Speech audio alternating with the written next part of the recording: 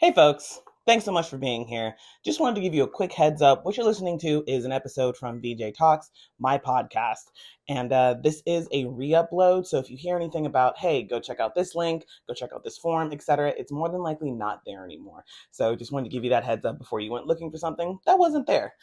Either way, thank you so much for watching. Please enjoy, and let me know what you think in the comments. Catch you later. Hello and welcome to VJ Talks, a bi-monthly podcast presented by VJH Creations LLC, where I talk about anything and everything to do with TTRPGs and sometimes larger pop culture. I want to give a quick shout out to Arcane Anthems providing the intro and outro music you hear in this podcast. Arcane Anthems creates free music for tabletop role-playing campaign streams and podcasts. Music adds immersion, tension, and emotion to role-playing games, but often streams and podcasts shy away from using music for fear of legal ramifications. Arcane Anthems wants to make it simple to add music to your games. So last episode I mentioned Return to the Glory, an adventure put out by Wizards of the Coast with a number of different writers. I wanted to do a deeper dive on my biggest issues and how I would change them. This may be the start of a new project for me to work on. Return to Glory is an adventure from Wizards of the Coast written by the following authors: Chris Lindsay, M.T. Black, Celeste Konowich, Matt Crook, Amy Lynn, Desura, Claire Hoffman, James Chicascio, Rich Lescoflair, Greg Mark, Sean Merlin, Alan Patrick, and Travis Woodall. Reunite and grow strong together. Retake the stronghold that was once yours. Reclaim the knowledge that you lost. Return to the glory of days long past. Your people once dominated everything south of the mountains. You had the greatest, most advanced underground stronghold ever known to Arcane. Then the cataclysm happened. Centuries have passed and only a few tribes have survived and assembled under the banner of one cause. Reclaim what was once yours. This adventure is designed for 4 to 6 orc characters, levels 6 to 8, and is optimized for 5 characters with an average party level APL of 6. Characters outside this level range shouldn't participate in this adventure without heavy modification to the difficulty of the encounters. This adventure takes place in the Forgotten Realms near Termich in the western Orzron Mountains just north of the Flooded Forest. To run this adventure, you need the 5th edition Player's Handbook, Dungeon Master's Guide, and Monster Manual. Stat blocks. The Monster Manual contains stat blocks for most of the monsters and non-player characters, NPCs, found in this adventure. Wherever this adventure presents a new monster NPC, you'll find its stat block near the encounter in which it appears, or in Appendix A. When a creature's name appears in bold type, that's a visual cue pointing you to the creature's stat block in the Monster Manual. Background. The stories say that at one time your people dominated everything south of the mountains, that you had the greatest, most advanced underground stronghold ever known to Arcane. Then the cataclysm happened. You don't recall what it was, but it scattered the unified tribes to the 4 winds, and as you fought to survive, all that you once knew, all that you once had, was lost. Centuries have passed, and only a few of the tribes have survived and assembled under the banner of one cause. Overview. This adventure is essentially a dungeon crawl beneath the mountains west of Termich. Ideally, characters will begin the adventure at 6th level and advance to 9th level by the end of the adventure. It's likely to take many days for the orc heroes to fully explore and clear out the underground complex. It's conceivable that they could return to a secure camp outside to take their rests each evening if they so choose. Boneyard, APL 6. Champions from the orcs' history are interred in this part of the complex. However, with nobody tending their halls over the years, undead creatures gravitated here and await the characters. Eroding Ones, APL 6. In the past, this area of the city was used for celebrations and ceremonies. It housed the ancestors' history and the vows of treaties, held their weddings, and honored those they viewed in high regard. A pair of flame skulls have taken refuge here. Chambers of the Overlocks, APL 6. This area contained the personal chambers of the Overlocks, the Orc Sovereign, as well as the throne room, council chamber, and various other rooms. Through a twist of fate, it is now controlled by a red slot from Limbo that has set this area up as a breeding area. Found Fortunate, APL 7. Orcs known as the Found Fortunate were responsible for implementing numerous infrastructure innovations in the city, including converting the caverns into an aqueduct. It has since been taken over by Kuatoa refugees. Watchful Eye, APL 7. Orcs known as the Watchful Eye were tasked with guarding the city. They cultivated their talents of perception and mindfulness to better protect the communities of the city. Adventurers may rediscover the magical orb called the Eye of Grumsh within. Song Trackers, APL-7. The Song Trackers are a group of orcs renowned for their warriors' ability to follow a creature even if all they have to go on is a whisper of a sound. They also have a history of producing bards famous for their voices. Unfortunately, their musical domain has become haunted. Lake of Ancestors, APL-7.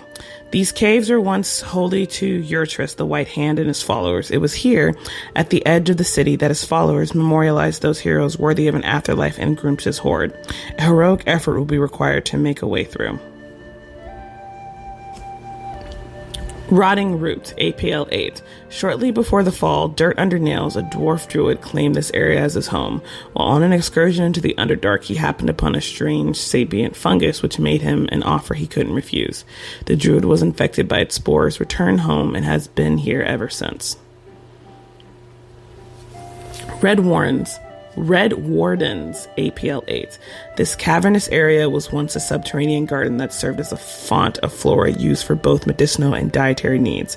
Also called the Red Falls, this area gets that name from the stream that flows through it. The rocky sediment along the bottom of the stream, combined with the light from above, gives the water a reddish hue. Lethic's Zealots, APL-8. A small shrine to Lethic, the orc goddess of medicine, still stands in this area, which originally housed the hospice caring for those who once lived here. Unfortunately, a host of undead as well as a diabolical fiend is housed here now. Fang Trust, APL-8. A community of orcs known as the Fang Trust looked after the city's wargs here. The Great Claw resides within and isn't likely to be tamed. Quill Keepers, APL-8. The Quill Keepers were the city's scholars who recorded histories and taught young citizens how to read and write. Wizards and sorcerers performed experiments and created orc magic here as well, and so members of that tribe will be eager to reclaim this area. Hopefully, they remember something of what was once taught. False Hope, Dark Promises, APL-9. As you're preparing to play this adventure, you'll want to ask each of the players about their characters' hopes and dreams for this expedition. This should occur before they even begin wandering around the dungeon, and can happen as part of a sending off ritual held by the elders that set them on this task. You will need this information to effectively utilize the reality warping ability of the Balhanath that makes its lair in this area. Omens and Superstitions. Orcs live in constant awe of their gods, and their behavior is rooted in that mentality. They believe that they can see the influence of the gods everywhere in the world around them, and the priests of a tribe are entrusted with the responsibility of identifying these signs and omens, both good and bad, and deciding how the tribe should react to them. Orcs believe that any seemingly unimportant discovery or event, a bear's claw marks on a tree, a flock of crows, or a sudden gust of wind, might be a communication from the gods. If the tribe has encountered a similar omen before, the priests understand how to interpret it. But if a sign from the gods has no clear explanation, the priests might have to meditate for hours or days to get a vision of its meaning. Every group of orcs has particular superstitions and recognizes certain omens. These tenets vary from tribe to tribe and are often based in events that the tribe has experienced. Each tribe detailed herein also has particular omens and superstitions to which they adhere. As your players build their orc characters, have them choose from one of the tribes detailed in this adventure and then provide them with a listing or have them take notes on their particular tribe's omens and superstitions. Feel free to reward inspiration anytime these are appropriately role-played as you play through this adventure. I have an uncomfortable feeling about the words omens and superstitions. It could have simply been traditions or religious practices. The omens are also a bunch of proverbs and talismans when they could have been holy symbols instead. Since this is from a group of mostly white people, just the wording choice makes me kind of uncomfortable. My first biggest gripe with this adventure is that as far as I can tell, this city does not have a name. There are multiple places where we could learn a name. The Rotting Ones area, the Rotting Root area, or the Quill Keepers area. Not only is there no name given despite multiple points where it could be found, there isn't even any guidance for how to name orc cities and settlements for the DM. A cursory search using Google doesn't yield any list of orc city names that ideas can be gotten from. The Three 3 Orcish champions are entombed within this section of the complex, and this hallway memorializes their achievements. Each alcove in this hallway sports trophies from earlier remarkable victories. Illumination. Each alcove treasure emit dim light in a 5-foot radius. Northern alcove. The bust of the icy countenance of Ganache, Tusk of the North, scowls from the wall. A thin layer of frost covers the trophies kept here, which include human-crafted arrows, a silvered elven warhammer, and a variety of gnomish polyhedral objects covered in numbers ranging from 1 to 20. Central alcove. A bust of Urtriel, the primal scream, stands on a small pedestal. Creatures that draw close hear a muted howling coming from her mouth. She wears a necklace made of carved igneous stones and opals. It is worth 225 gold pieces. Southern alcove. A bust of Clank, defiler of wizards, stands atop a pile of tattered spellbooks. The books have been defaced and are unusable, and the bust looks immensely pleased with itself. The bust septum is pierced with a pearl earring. The pearl bears the orc sigils for consume and remove magic upon it. If the pearl is consumed, you gain the effect of the dispel magic spell and +7 to ability checks. It tastes like salty bones. Trap. If the characters see these treasures and don't take them, they are subjected to bestow curse DC 17 for the duration of their stay in these dungeons. If they take at least one, but not all of the treasures, the DC is 15. If the characters take all the treasures, they each instead gain one blessing of your choice, chosen from Chapter 7 of the Dungeon Master's Guide. This blessing expires 10 minutes after it is granted, and a character may only benefit from one single blessing in this manner. So I am baffled, completely baffled as to why these orcs characters are being punished for not grave-robbing legendary orcish heroes. The city is obviously something known and sacred to the orcs. The resting place of these orcs and who they are would be known, and assuming the orc character are culture aware, why would they steal from these alcoves? Why would they not let their heroes west and keep their items, the items they won in battle?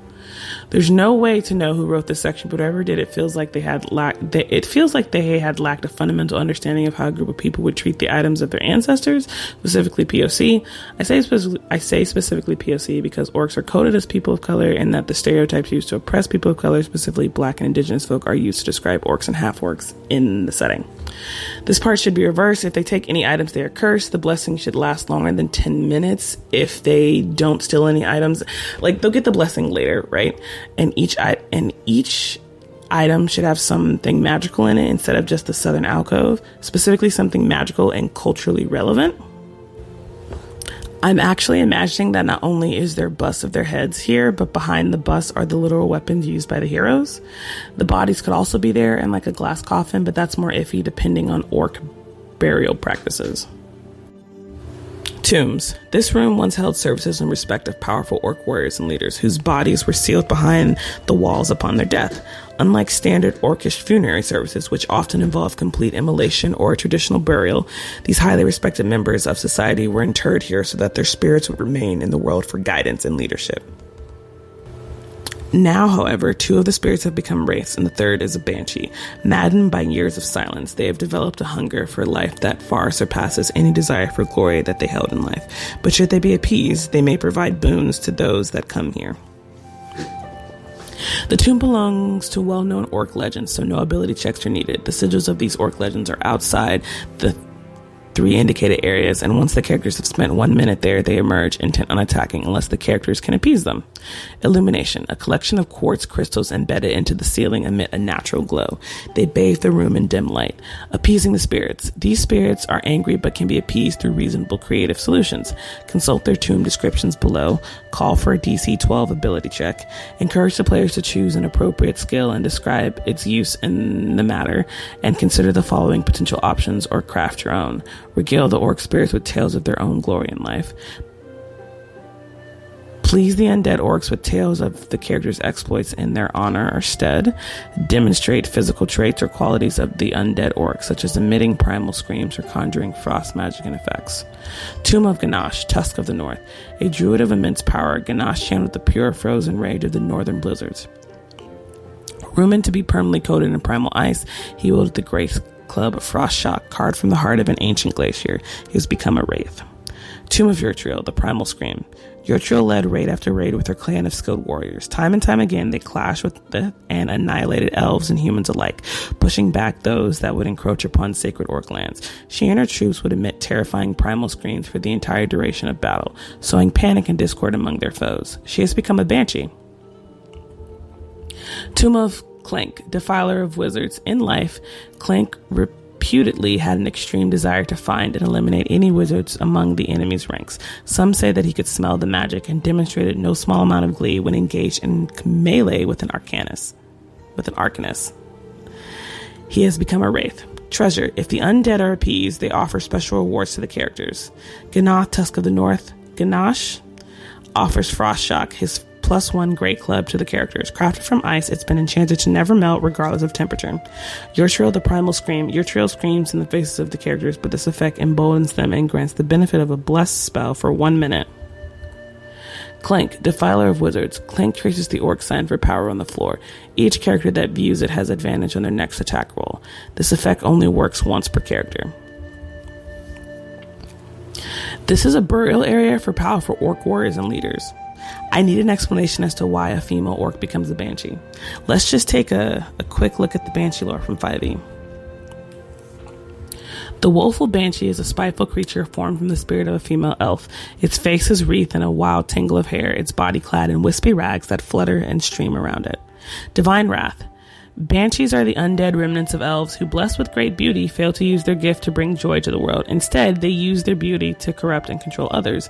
Elves afflicted by the Banshee's curse experience no gladness, feeling only distress in the presence of the living. As the curse takes its toll, their minds and bodies decay until death completes their transformation into undead monsters. I hate this lore because it's unnecessarily gendered and should be for any elf that uses their beauty poorly, but despite hating the lore, this is the lore of Banshees. This adventure breaks the lore of the game, and for what? For what reason? With no explanation? Not even a sidebar? I could be interested in this lore being broken if there was an interesting reason. And okay, let's say I was fine with the Banshee and I have no inherent issues with wraiths. Neither of those stat blocks do legendary orc heroes justice. I would use the Book of Demigods by E.R.F. Jordan to beef up the orcs and make the CR 13+. Since I ramped up the heroes, I would also have the fight not necessarily end in death if the players lose. Since they are orcs and these are orc heroes, if the players lost, I would have the 3 heroes commend them on their worthy battle. As a reward for entertaining the spirits, essentially, they can take an item from the trophy area without being cursed, and they get a mark from one of the heroes. The players would have to make a choice between which legendary hero they would receive a boon from. The boon would then be placed somewhere on their skin, forearm, whatever, and they would be able to activate it. I don't know if I would have the ability to be a one-time use or have it last as long as they are in this underground city, but the mark itself stays. That will be important for later. A few paragraphs up, it says, maddened by many years of silence, they have developed a hunger for life that far surpasses any desire for glory that they held in life. But should they be appeased, they may provide boons to those that come here. And then the DC to appease the spirits is a DC 12 ability check. This is a tier 2 adventure, and this current situation is dealing with maddened undead spirits. Also, the remove curse DC was 17.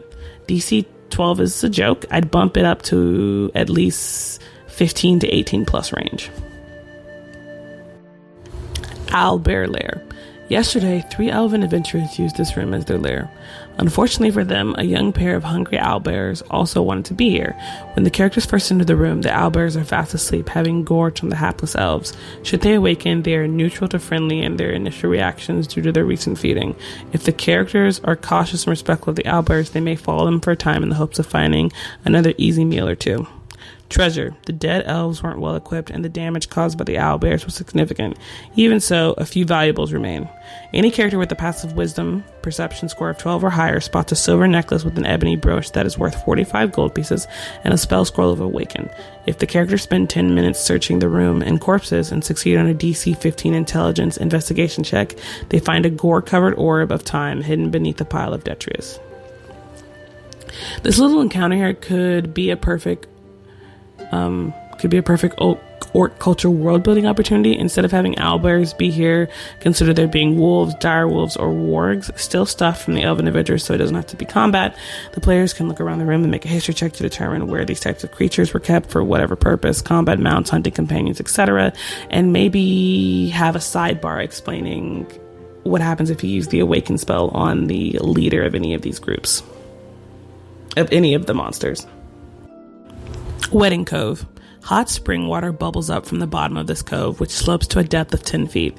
Cold water drips from the ceiling, causing a steam cloud to hang over the surface of the stone and pool. The water isn't stagnant. A slow current carries it out to the adjoining tunnel. This cave is covered in brilliant multicolored paints, now flaked and faded. Any orc knows this is a site for wedding ceremonies. Partners are united within the waters.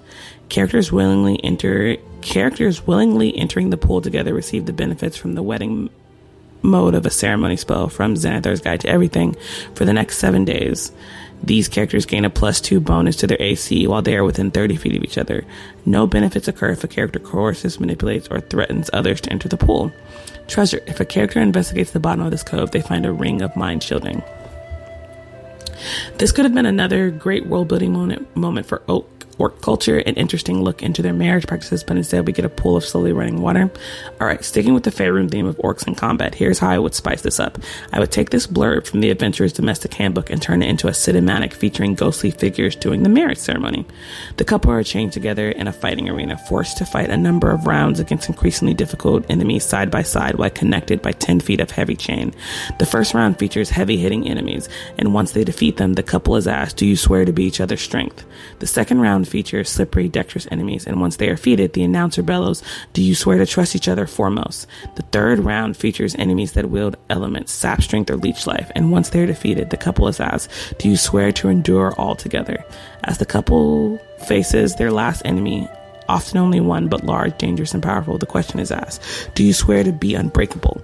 Killing the beast in tandem is considered the act of marriage. Couples deal the final blow together and walk out of the ring sealed together.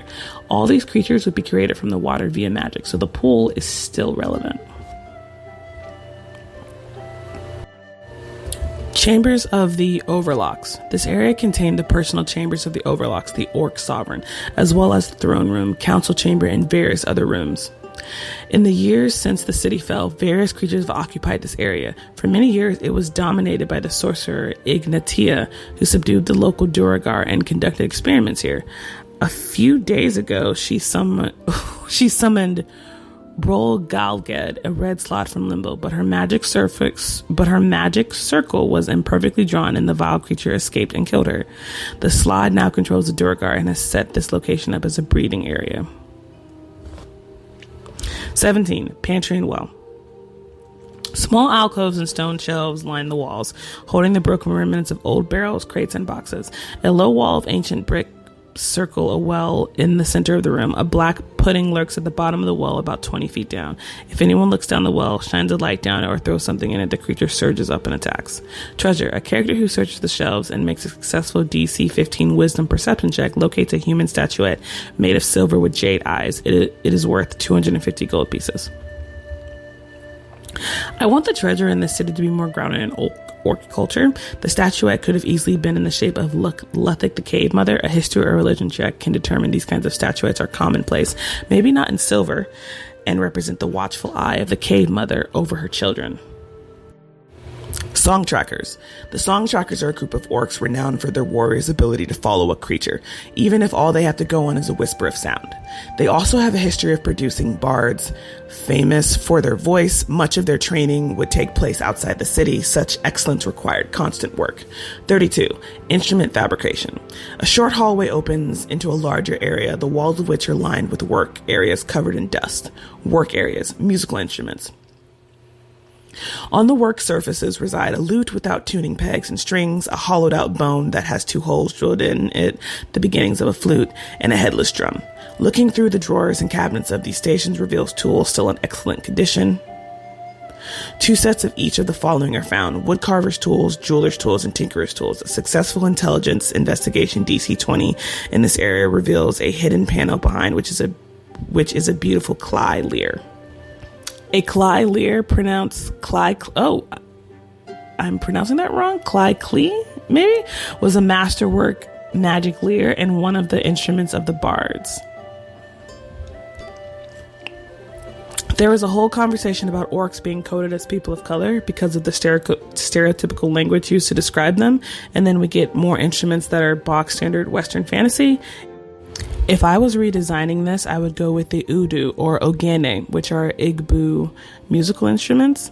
And just to explain my reasoning, like it was mentioned in the previous episode, people of color need to reclaim orcs. They're ours now. And as such, when rebuilding their image, moving away from racism in their writing, I'd probably utilize some actual African elements as a black person reclaiming them.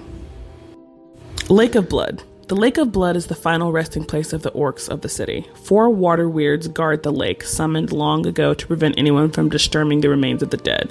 They attack anyone swimming in the lake and respond to the Blue Lady's call within 2 rounds, should she mentally summon them. Despite its name, the Lake of Blood is only filled with water, running from an underground spring.